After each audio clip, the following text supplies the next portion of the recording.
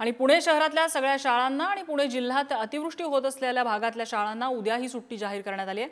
पुण्यात मुसळधार पाऊस सुरू राहिल्यामुळे विद्यार्थ्यांची गैरसोय होऊ नये यासाठी शाळांना सुट्टी जाहीर करण्यात आलेली आहे।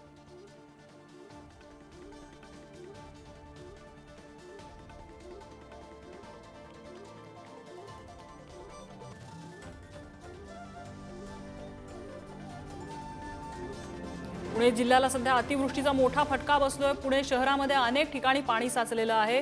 नागरिक हवालदिल झालेले आहेत। गेल्या अनेक तासांपासून पाण्याचा निचरा कधी होईल याची प्रतीक्षा पुणेकरांना आहे। मात्र खडकवासला धरणातून होणारा पाण्याचा विसर्ग जोवर कमी होत नाही तोवर हे पाण्याचा निचरा होण्याची शक्यता कमी दिसते।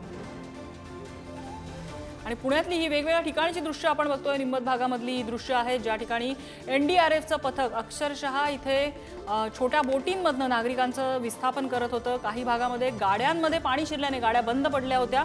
त्या स्थानिकांच्या मदतीने त्या गाड्या सुद्धा बाजूला करण्यात आलेल्या होत्या। एनडीआरएफचं पथक इथे दाखल झालेलं आहे आणि स्थानिक नागरिकांना त्यांची मदत करणं सुरू आहे। अचानक पाण्याचा विसर्ग खडकवासला धरणातून वाढला आणि त्यामुळे सखल भागात पाणी साचलं। या भागात उभ्या असलेल्या वाहनांनाही त्याचा फटका बसलाय।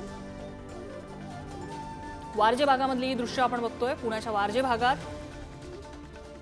गुडघ्यापर्यंत पाणी होतं। दुपारी 12ची ही दृश्य आहेत। त्यानंतर काही प्रमाणात पाणी ओसरलं, मात्र अजूनही पाण्याचा पूर्णपणे निचरा झालेला नाहीये।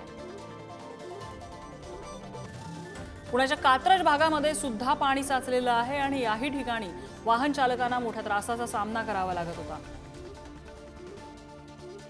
काही ठिकाणी गाड्या बंद पडलेल्या होत्या आणि त्यामुळे वाहतुकीला सुद्धा मोठी समस्या निर्माण झालेली होती। सिंहगड रस्ता परिसरातला हा भाग, सिंहगड रस्त्यावरती अशा प्रकारे जोरदार पाणी वाहत होतं। पाण्यामुळे आणि नदीतून पाणी मोठ्या प्रमाणात असल्यामुळे, खडकवासला धरणातून पाण्याचा विसर्ग मोठ्या प्रमाणात असल्यामुळे सिंहगड रस्त्यावरती अक्षरशः छातीपर्यंत पाणी साचलेलं होतं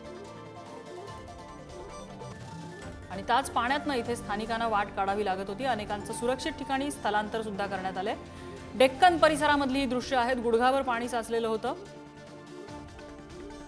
इथे सुद्धा रस्त्याच्या बाजूला पार्क असलेली अनेक वाहनं पाण्याखाली गेलेली आहेत। इथे स्थानिक प्रशासनाच्या मदतीने काही वाहनं रस्त्यावरून दूर करण्याचा प्रयत्न झाला।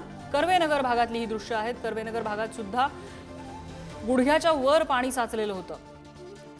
इथे सुद्धा रस्त्याच्या बाजूला पार्क असलेली अनेक वाहनं पाण्याखाली गेलेली होती।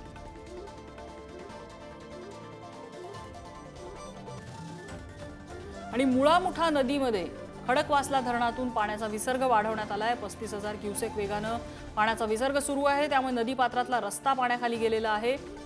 डेक्कनला पाणी घुसलेलं आहे। मेट्रो स्टेशनच्या आसपास आपण पाणी बघतोय आणि अक्षरशः पुलाला पाणी लागेल, लकडी पुलाला पाणी लागेल एवढी ही नदीच्या पाण्याची पातळी वाढलेली आहे।